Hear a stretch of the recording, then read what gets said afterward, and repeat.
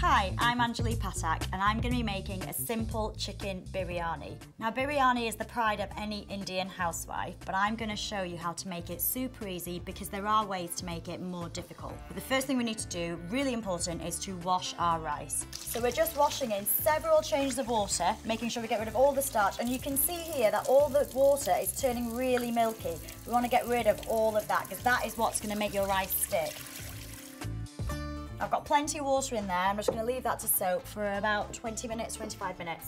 And in the meantime, I'm going to get on with what's going to go inside the main event, which is going to be the chicken. So I'm going to slice my onion first because I'm going to get that frying before I actually make the masala. While this is actually going soft and lovely and brown, I'll do the exact same thing. Chop my onion, which is going to go in my masala. Now these are wonderfully golden brown. They are absolutely perfect. Okay, now leave these on the side. You're not using them yet. And then put in your diced onion. Okay, give it a really good stir, and we're just going to leave these to soften. We don't want them to go brown. So let's put in all of the flavour, which is going to be our spice paste. Now this is a Madras paste. Lovely flavours from the south of India. We've got black pepper in there, we've got cloves, we've got a little bit of onion in there as well. So there's 3 heaped tablespoons going in there because we've got a lot of rice in this dish. We want to make sure there's enough flavour. Because these are just spices in oil, I'm going to pop a little bit of water in there just to protect them. And that's going to help them release a lot of these essential aromas, a lot of the flavours. So we're ready now to add in our chicken. So now this is actually chicken thigh, but you can use chicken breast if you want. All of it goes in. I'm not going to bother browning my meat off because it's going to brown in the masala itself, which is very traditional to do that. And I'm going to also add in some more water because we're going to create a little bit of sauce because that's going to help our rice stay really moist. Now make sure your heat is on relatively low because you want this just to be at a simmer. And we're going to cover it for about 10 minutes, take the lid off, and then we're going to just leave it for another 10 minutes, and then the chicken should be cooked through perfectly. So while we're waiting, let's get on with our rice. So I've got some boiling water in here, and I'm going to flavour it with some spices from my spice box. So I've got some cinnamon in here.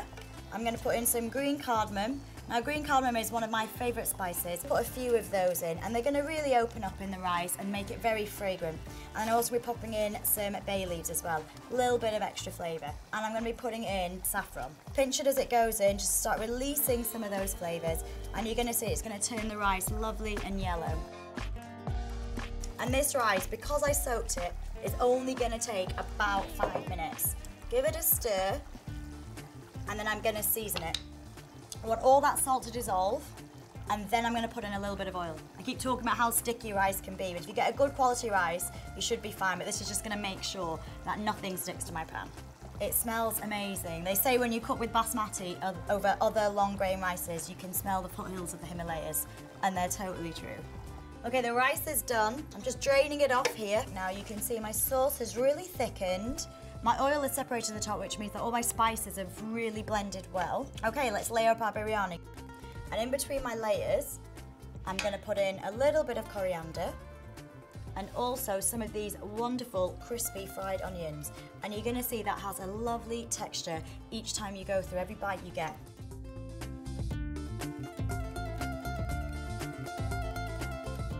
I'm going to put a little bit of foil on there as well, and that's just to make sure that no steam escapes. It's really important. And that's going to go in my oven about 180 for about 10 minutes. Okay, let's have a look. Lovely and steamy. That's looking delicious. Now you can see why this is just perfect for a dinner party or for the family.